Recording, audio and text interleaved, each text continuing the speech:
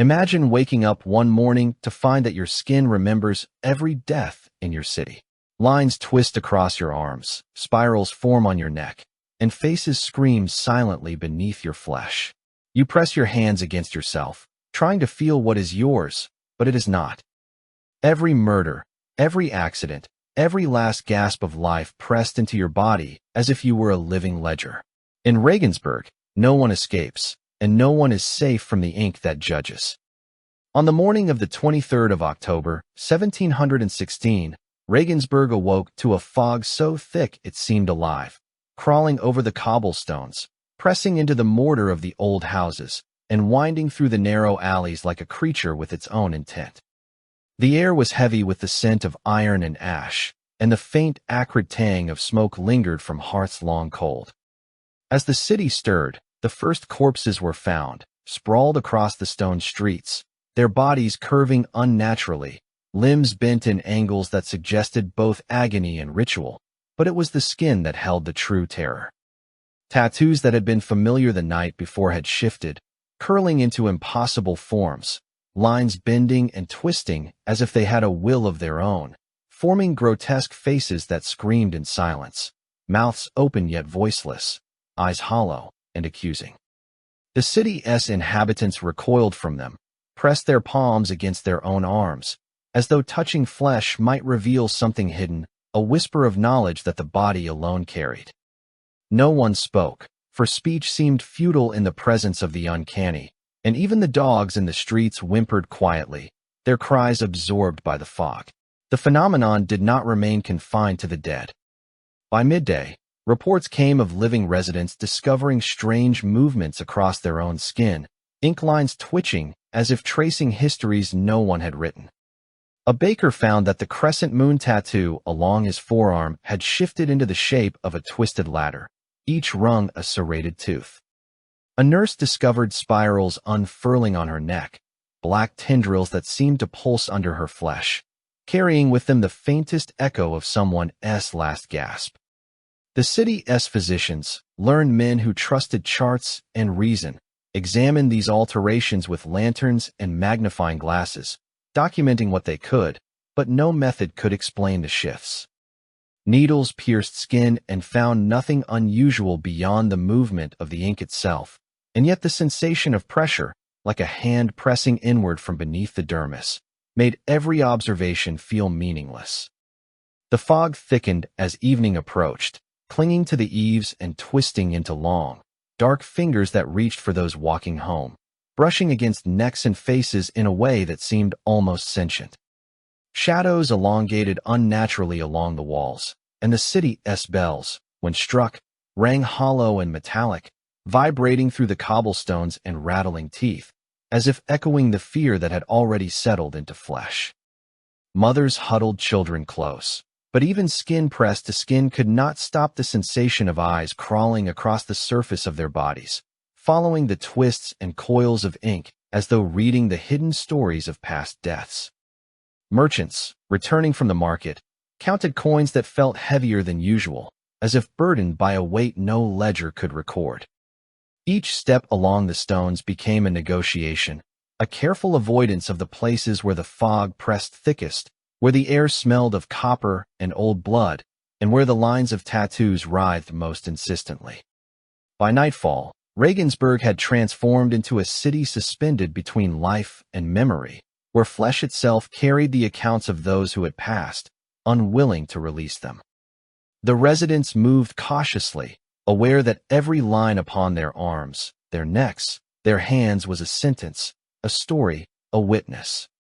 The fog pressed closer, filling ears with a faint hum, a vibration that spoke of things unseen, things that had been inscribed into skin and would not be denied. Lanterns flickered against walls slick with damp, revealing fleeting faces in the inked patterns that were neither human nor entirely abstract, each one a silent scream, a demand, a warning. No one slept easily, for to close one's eyes was to risk seeing the next transformation, to wake with coils of suffering etched upon one's own body, to become part of the city's memory, written in living, breathing flesh, a chronicle of fear from which there was no reprieve. By the end of the month, the city of Regensburg had changed in ways that no map, no chronicle, and no ledger could capture. The fog of October persisted, curling between buildings and through alleys as if it had settled permanently, a low, wet presence that clung to hair and sleeves and seeped into the lungs with a metallic taste. Deaths, once singular and final, left impressions beyond the grave, and those impressions began to appear on the skin of the living. At first, the markings were subtle, a slight darkening along a wrist, a tiny curve near a shoulder, a crescent of ink that shifted only when observed closely. But soon the subtlety vanished, replaced by sprawling sigils, webs of lines that crawled across flesh like serpents, twisting in geometries that defied reason.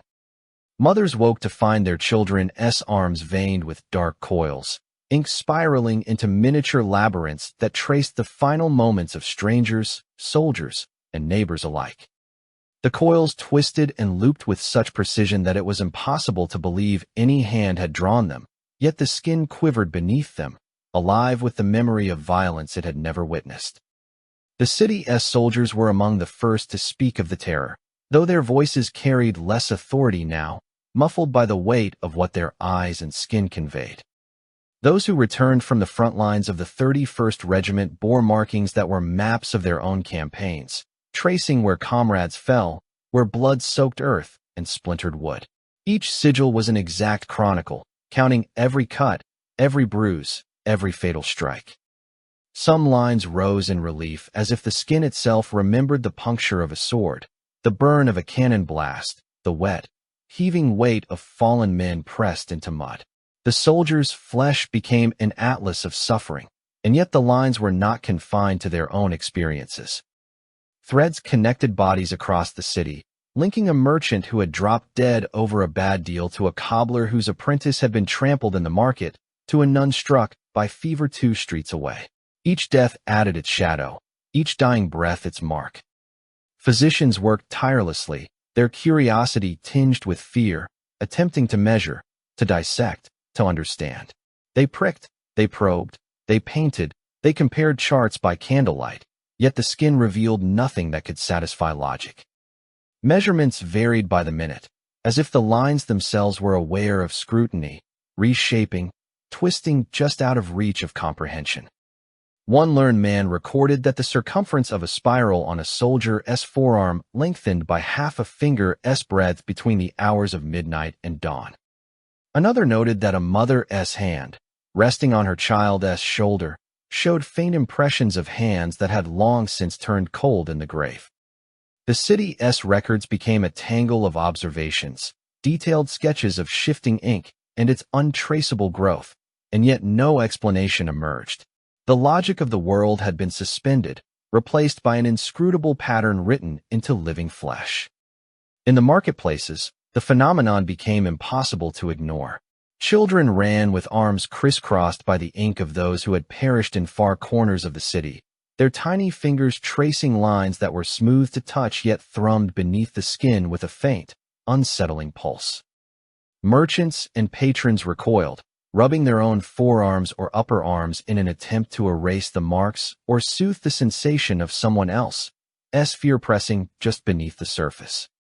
Dogs and cats, who had once roamed freely, now skirted the edges of alleyways where the shadows of marked bodies lingered longest, noses twitching at scents that humans could barely perceive, iron, smoke, and the faint metallic tang of fear.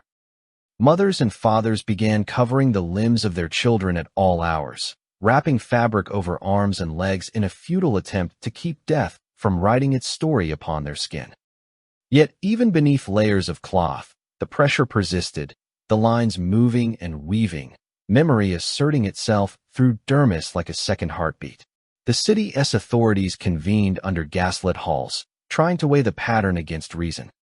Councils debated quarantines and curfews, restricting access to streets where multiple deaths had left intertwined maps of horror. Scholars proposed remedies, from salves of rare herbs to ritualistic purifications, but nothing halted the spread. The markings did not respect social order, wealth, or status. They ignored prayers and proclamations alike.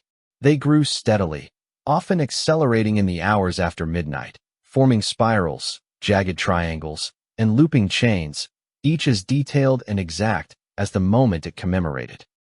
Some claimed to feel whispers in the ink, murmurs of pain pressed into the skin, and many could swear that the lines had begun to move during their sleep, creeping across the shoulders or chest in patterns they could not recall forming.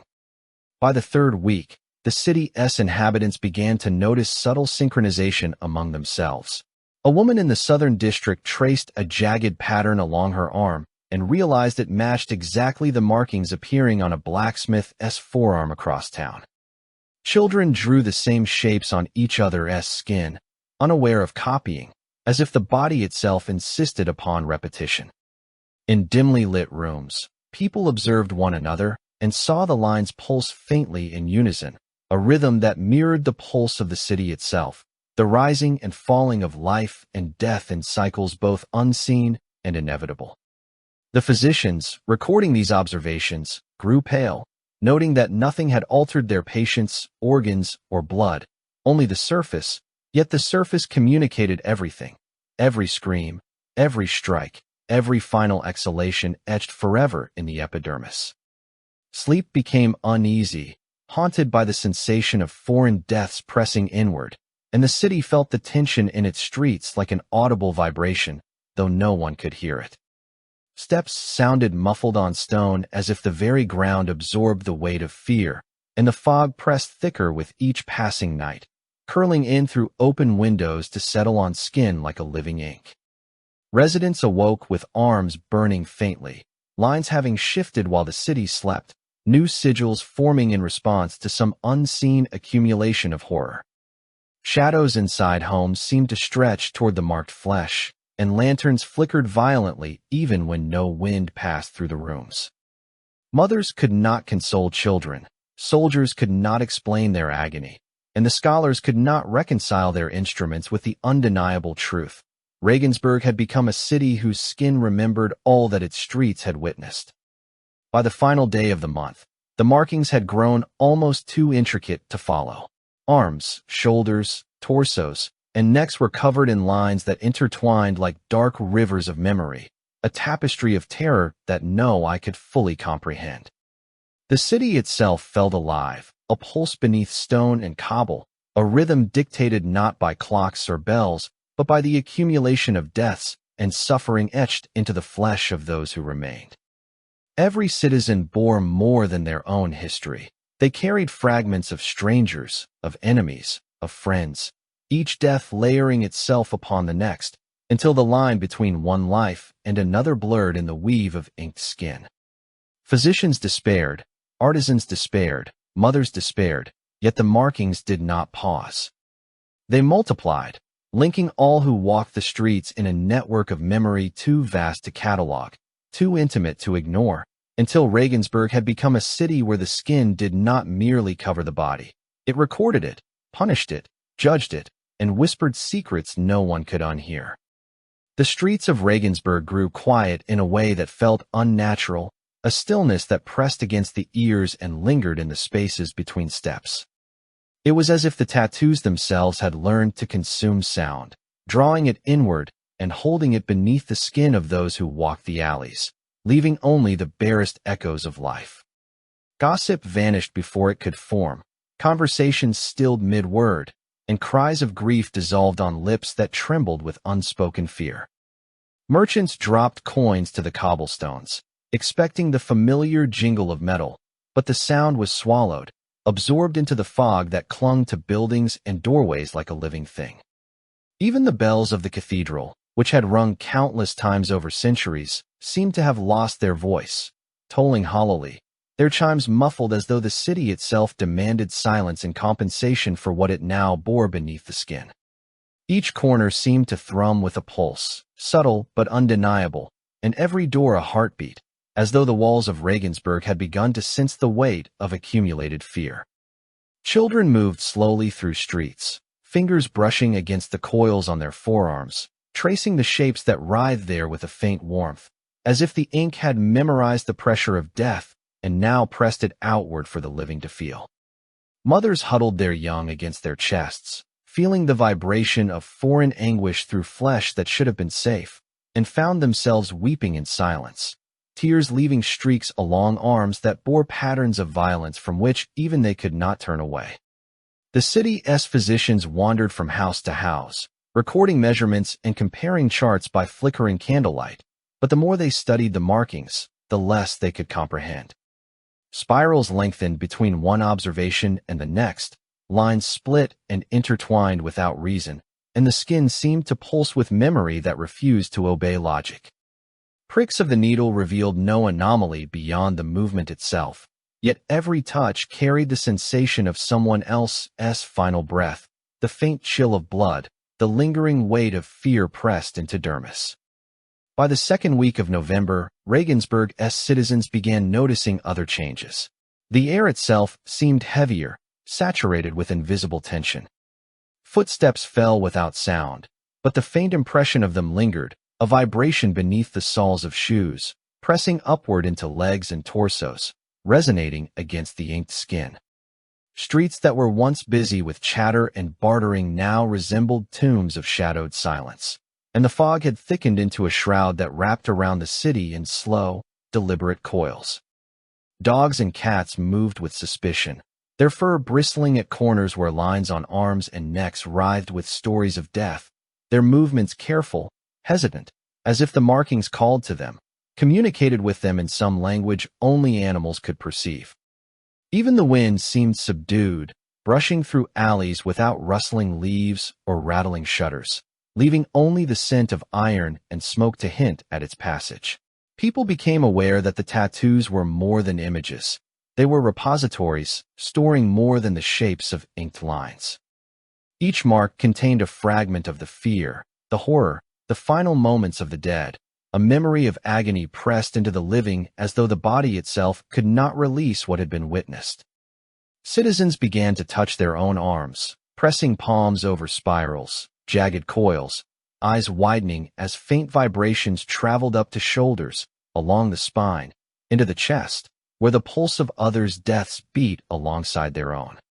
Some swore they could feel entire scenes unfold beneath skin, the collapse of a house, the scream of a merchant struck down, the heat of fire and the slickness of blood, all forming a tapestry of suffering impossible to escape.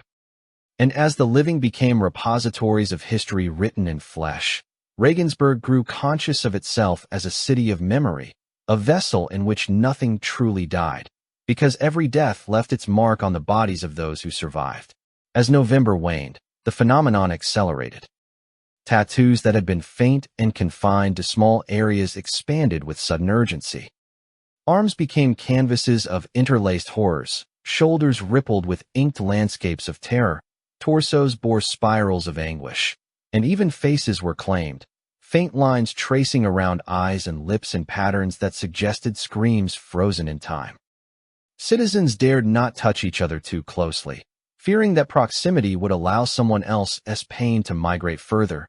Yet the lines continued to grow, spreading with a deliberate intelligence, obeying no boundary imposed by cloth, home, or door. The city became a network of living codices, each resident a page in a volume that could not be shelved, each movement a sentence in a story written across hundreds of bodies. Scholars attempted to catalog the markings, sketching them in books that were already outdated before ink dried, for by the time observation was complete, the lines had shifted again, fracturing, merging, becoming denser, more intricate, more alive. Sleep became a treacherous affair. At night, the fog pressed close to windows, curling through cracks, seeping into the rooms of the marked. People awoke with new sigils on their skin, and the sensation of foreign hands pressing from beneath the dermis left them unable to distinguish their own body from the memory of another's death. Mothers rose to check children only to find unfamiliar patterns wrapping forearms or climbing the spine in arcs too precise to be random, and fathers discovered jagged spirals across their hands that bore the imprint of battles fought decades before their own birth. The city grew tense with unease, for it was clear that the markings did not obey time, did not respect generations, and would not pause until they had inscribed the entirety of death into living flesh. Lanterns flickered, casting shadows that danced along inked arms like silent specters, while even the walls seemed to pulse with recognition, the rhythm of the city beating beneath mortar, stone, and tattooed epidermis. By the end of the chapter, Regensburg was no longer merely a city of stone and wood, of markets and guilds. It had become a city of skin and memory, a place where the living bore the weight of every death that had passed through its streets. Every alley, every doorway, every shadow contained a story pressed beneath the flesh of those who remained, impossible to ignore, impossible to escape. The residents moved cautiously, aware that each heartbeat might echo someone else's agony, that each pulse carried histories they had not lived but now could not deny. Sound had vanished, replaced by the low, constant rhythm of inked flesh recording what the city could no longer contain in parchment or stone. Nothing died without leaving a trace, and the city itself seemed to whisper this truth through every line, every coil, every spiral, until Regensburg breathed only the memory of horror, and its citizens became the unwilling archivists of the past. By the time the first buds of spring appeared over Regensburg, the city had grown quieter than it had ever been, yet the silence carried weight, a heaviness that pressed against the chest and lingered beneath eyelids. Artisans who worked with ink became reluctant witnesses to something far older and darker than the city's cobblestones, something that had taken root in the flesh of its inhabitants and spread to those who sought only to adorn them. Tattoo needles, once instruments of vanity or devotion, now trembled in their hands, vibrating faintly with an intelligence that was not their own. Jars of ink, left to settle overnight, thickened unnaturally, settling into a viscous sludge that caught candlelight like liquid obsidian, each swirl carrying more than pigment, carrying the weight of death pressed into the world below. Artists began to notice shapes forming without intention, lines curling in their palms, rising into shapes that whispered of gallows and slaughter, of hearths burned and children lost, of soldiers crushed beneath the wheels of cannon, all layered into a tapestry of agony that no one had commissioned. Hands that had once been steady now shook, guided by impulses that seemed foreign, compelled to trace the faces of the dead on living flesh. A spiral might begin innocently at the wrist, but soon stretched across a shoulder, splitting into jagged rivulets that pressed down toward the chest, and the artist felt it too, the chill of someone's last exhalation traveling along the forearm, into the bones, settling into the muscles as though seeking residence. Eyes would flutter shut, only to open to see unfamiliar tattoos on the backs of their own hands or the nape of their necks, as though the ink had leapt from client to creator in the night. One artisan discovered a twisting coil along his chest that shaped itself into the hollow eyes of a man hanged for theft nearly a decade prior, and when he pressed his palm over the lines, he felt the sudden tightening of the noose and the rasp of the condemned man's final struggle within his own ribs. Mouths opened in silent screams beneath skin, and the pressure of others' deaths pressed cold and heavy into muscles that had been meant only to move, to create, to carry, yet now bore histories that were not their own. The city outside continued its slow, deliberate hush. Cobblestones glistened with frost that smelled faintly of iron and decay, and even the bells, when struck, rang hollowly, their vibration absorbed into the thickening fog that lingered in alleys, curling around corners, seeping into doorways and windows. Residents awoke with new patterns etched across forearms and shoulders overnight, lines thickening into labyrinths, coils spinning tighter, faces appearing in miniature that carried the silent screams of those who had not been seen, whose deaths had been unremarked upon but could no longer go unnoticed. Mothers held children close, feeling jagged spirals climb up the backs of small arms as if the ink sought to protect, to warn, yet carried with it the weight of all the city's sorrow. Soldiers returned from distant campaigns with arms and torsos mapped by unfamiliar horrors, and when they touched these shapes, they felt the last heartbeat of strangers pulsing beneath the epidermis, a rhythm that would not relent. The artisans themselves became fearful of reflection. Mirrors revealed eyes and torsos that should have been flat, hollow orbs that tracked movement, mouths twisting into silent shrieks that seemed to watch the world with patient accusation. Those who attempted to remove the ink found it impossible, No blade could cut deep enough. No salve could dissolve the shapes. No fire could consume what the skin had already memorized. Even scratching drew new patterns, rippling outward from the irritated flesh as if the city itself were guiding the hand, recording what it could not otherwise articulate. Sleep offered no refuge. Artists awoke with entire new patterns across backs, chests, and arms, often forming overnight in response to deaths that had occurred streets away, deaths whose names and faces were unknown to them, yet whose final terror had pressed insistently into the tapestry of ink. As the days lengthened toward the end of spring, a rhythm emerged. Ink pulsed in tandem with the city's quiet heartbeat, a cadence only perceptible in the trembling of hands or the faint vibrations under skin. Spirals and sigils no longer appeared randomly. They began to narrate events, linking each death to the next, mapping the city as a network of agony, a ledger of terror written on living flesh. Those who once considered themselves mere artisans felt themselves swept into a machinery of memory, compelled to participate in a cycle that transcended their understanding. Each needle stroke drew them deeper into the past, each jar of ink a reservoir of accumulated suffering, each client a vessel of histories they were only beginning to comprehend. The city itself seemed to conspire. Fog thickened along alleys where ink had been applied, pressing through windows to rest upon sheets and chairs and the backs of sleeping children. Shadows elongated along walls in unnatural ways, stretching across rooms to touch freshly inked flesh. Lamps flickered without wind, illuminating the intricate coils and spirals that now threaded through the city as people, revealing faces of the recently dead caught in grimace or silent scream. Citizens moved cautiously, aware that even the light of day could expose them to another layer of memory, and that the lines on skin were only the beginning of what was being recorded. By the 20th of April, 1717, artisans could no longer work without experiencing the weight of all that had come before. A single stroke of the needle could invoke a shiver that ran from fingertips to spine, and every completed tattoo left them feeling hollowed, as though a portion of another's terror had settled permanently within them. Some tried to abandon their craft, yet the lines would find their own way, forming spontaneously, as though the city itself could not be denied its record. Ink became more than pigment. It became a vessel, a conduit, a witness pressed into dermis. And those who created the markings discovered, with growing horror, that Regensburg's skin had memory of its own, and that no one, not even the artisan, could escape the pull of the dead, whose weight pressed insistently, cold and permanent, beneath the surface of living flesh.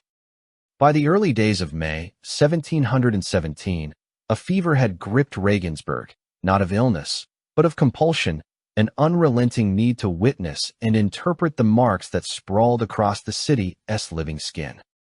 Citizens moved through streets with eyes pressed to forearms, necks, and shoulders, tracing spirals and jagged sigils with trembling fingers as though the act of touch might translate horror into comprehension.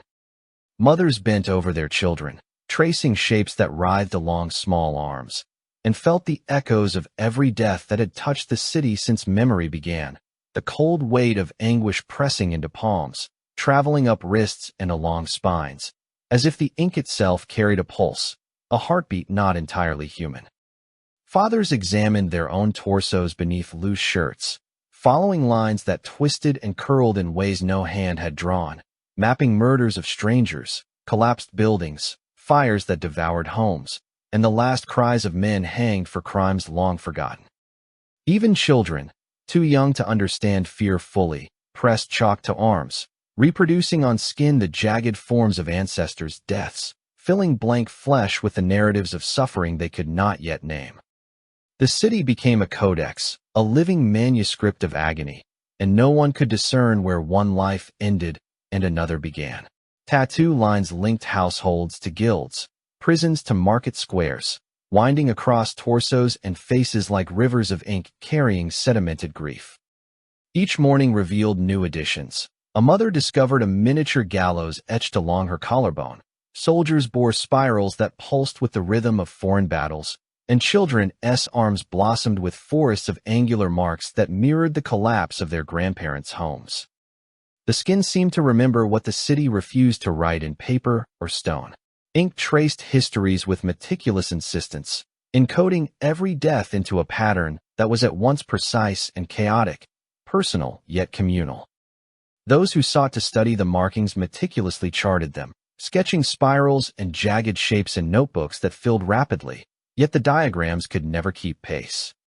As soon as a page was drawn, new lines had already grown across elbows, shoulders, and backs, stretching with deliberate intelligence. Scholars noted that the density of markings correlated to recent tragedies. The more violent the death, the more intricate the pattern that manifested in living flesh. Citizens reported sensations of movement beneath the ink, as though the skin itself shifted in response to events unfolding elsewhere. The pulse of someone else's final struggle felt along their own arteries. Houses became hushed as families pressed close to one another, tracing the lines and murmuring silent accounts of what had passed, each touch a form of communion and a reminder of the impossibility of escape. Market squares transformed into zones of reverent observation. Tradesmen, once noisy and boisterous, moved cautiously, fingers brushing inked forearms while eyes flickered over neighbors' torsos for sudden new formations.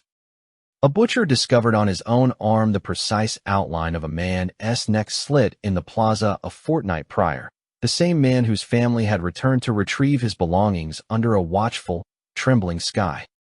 Blood and ink had become intertwined, the memory of suffering pressed outward from skin and onto the eyes and hands of those who witnessed it. Coins fell to the cobblestones without a sound, as if even currency feared intrusion into this tapestry of death. The city smelled faintly of iron, of ink, of sweat pressed against paper and flesh alike, a scent that seemed to permeate the very stones of Regensburg, binding its citizens to the memory of what had been taken. By mid-May, obsession became ritual. Citizens rose at dawn to examine their bodies, hands tracing spirals and jagged faces, palms pressed over torsos to absorb the cold weight of memory. Children participated with uncanny solemnity, pressing inked fingers across one another's arms, reproducing miniature catastrophes that had occurred decades before, their small bodies trembling with recognition of horror they could not articulate. Parents felt the past through touch, fingertips mapping histories of neighbors and strangers, realizing with dawning dread that the city's memory was inexorably bound to flesh. Even those who attempted to avert their eyes found lines creeping across their skin at night, forming images they had not sought, a compulsion beyond choice. Shadows of the fog pressed at windows and corners, curling like fingers that echoed the tattoo's intricate webs, and the air trembled faintly with the rhythm of accumulated death, a cadence only perceptible to those who bore it beneath their own epidermis.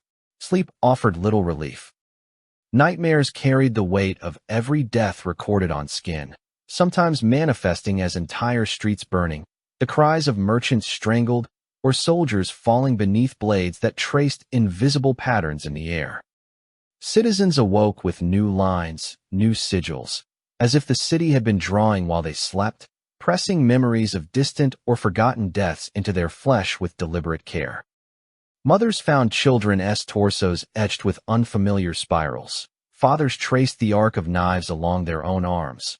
Artisans awoke to find faces appearing across shoulders that had not been present before. Each mark demanded attention, recognition, communion, and fear. The city itself had become a pulse beneath skin, each beat a reminder that history was not a sequence of events, but a network of pressure, pain, and memory permanently inscribed upon the living. By the 28th of May, 1717, Regensburg had been transformed into a living ledger of agony. Citizens could no longer distinguish personal experience from collective memory. The lines that stitched one life to another created a labyrinth across torsos and faces, connecting households, guilds, and strangers in a dense web of suffering. The city thrummed with the weight of accumulated deaths, a rhythm palpable beneath skin, a reminder that the dead lingered in the living in a way no parchment or stone had ever permitted. Every sunrise revealed more markings, more histories, more screams frozen in pigment and dermis. Regensburg existed now not merely as a city of stone, fog, and cobblestone, but as a living codex, its inhabitants bound to one another through the ink that recorded every last exhalation, every final moment of terror, and every memory of a life that could never truly end. By the 29th of October, 1717, Regensburg had become a city whose streets breathed with an unnatural dread, where fog clung to the cobblestones as though reluctant to leave, and every doorway trembled with the weight of unseen eyes. The city council convened in the great hall, parchment stacked high with meticulous accounts of deaths, the lines of ink capturing murders, accidents, and forgotten tragedies. Their intent was simple yet desperate: to burn the records, to erase evidence of the horrors that had spread across the flesh of citizens, to deny the city's own memory. Torches were raised, the wax dripping down iron sconces, and fire licked parchment and skin alike, consuming ledgers and letters in a hungry, crackling blaze. But the tattoos had grown beyond ink. They had grown into something alive. They recoiled from the heat, yet endured, darkening, curling, writhing as though feeding on the very warmth that threatened them, a pulse of judgment and memory that no flame could undo. Citizens watched in frozen horror as lines etched themselves deeper into skin, blackening under the blaze, spreading along arms, torsos, and necks without hesitation. Mothers pressed hands to their children's shoulders, feeling the heat of burning paper mirrored in the skin beneath their fingers, yet the coils of ink did not retreat. They grew. Faces of the dead, etched in miniature across forearms, twisted in silent screams, and newly formed sigils climbed along torsos, spiraling toward throats and down to the ankles, each shape a sentence of guilt and remembrance. Even those who had not been present at the council felt the pressure beneath their epidermis, a tremor that coursed through the veins, as though the city itself were measuring every pulse, every breath, and weighing each soul against the cumulative ledger of blood. Panic spread like wildfire. Citizens fled homes, spilling into streets where fog pressed thickly against their shins, curling around ankles and climbing over shoes, leaving a chill that seemed to seep into bones. The firelight glimmered off wet cobblestones, and in its glow, the tattoos writhed, no longer mere ink but conduits of judgment. Arms lifted instinctively to cover faces, but the skin beneath fingers moved, pushing outward, twisting into sigils that traced every past crime and every touch of violence ever recorded in the city. Parents felt the agony of their forebears' mistakes pressing cold and persistent beneath their palms. Children trembled as shapes of destruction climbed shoulders and backs, and artisans who had once traced lines of ornamentation found themselves racked with the horrors of every mark they had ever drawn, as if each coil carried the memory of every hand, every wrist, every life touched by ink and by death. By nightfall, the council's chamber was abandoned, flames consuming what had once seemed sacred, yet leaving the room thick with acrid smoke and the metallic scent of flesh pressed with memory. Lines now moved independently, stretching across skin in ways impossible to trace or follow. A man who had once recorded the deaths of 33 citizens found his own torso mapped with the collapse of bridges, the fall of carts, the bleeding of strangers he had never seen, as though the city's inked memory sought him specifically, a ledger of horrors compiled and pressed into him alone. The sensation of others' deaths coursed beneath the epidermis like rivers of ice, throbbing in tandem with the heartbeat, a rhythm of accusation that refused pause. Mothers felt the sharp, cold imprints of children lost decades ago along their spines. Soldiers discovered the outlines of fallen comrades etched into their calves and shoulders, their sinew bearing histories they could not name, histories that were written in the language of pain and permanence. The fog thickened further, curling into alleys and twisting around corners with deliberate patience, carrying the smell of charred parchment and the tang of iron from burned torches. Streets emptied, windows shuttered, doors barred, yet the skin of the living continued to writhe, each line forming and reforming, consuming flesh from the inside, twisting bodies into permanent canvases of guilt. Those who touched one another felt the pulse of history jump between hands, spreading like ink through the bloodstream, a contagion of memory that could not be quarantined. Even children who had slept through the council's blaze awoke, with new patterns sprawling across their torsos, miniature landscapes of death and terror that climbed up to necks and down to knees, the weight of ancestral and recent guilt pressing inexorably into every muscle and sinew. By midnight, the city itself seemed to pulse with awareness. The fog pressed against doors and windows as though to prevent escape, and shadows moved with a deliberate, accusatory patience along walls and cobblestones. Flames had died in the council chambers, leaving embers that hissed faintly in the cold night air, yet the ink beneath skin did not relent.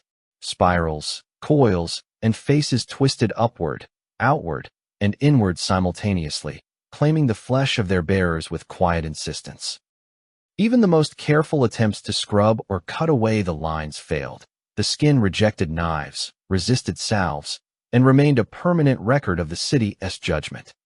Citizens fell to knees in alleys, hands pressed to chests, eyes wide with horror, and felt the pulse of countless deaths thrumming beneath the epidermis, a resonance that no words could describe and no prayer could appease.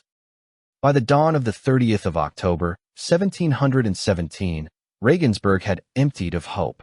The streets were deserted, the fog curling low, and the city breathed with a rhythm of judgment carried in the inked flesh of every remaining soul. Mothers clutched children who bore maps of horror along their arms and backs. Fathers pressed palms over torsos that no longer felt their own, and artisans wept at the inevitability of their own participation in the living ledger. Every resident became both witness and chronicle, unable to speak, unable to hide, bearing the unbearable weight of every death ever witnessed, as the skin itself dictated justice. Lines twisted and writhed in an eternal pulse, coiling around torsos and faces, forming sentences that could neither be read aloud nor erased. Regensburg had become a city of walking tomes, a metropolis whose memory was inscribed permanently into the dermis of its inhabitants, and there was no flame, no mirror, and no mercy capable of undoing what the skin had claimed.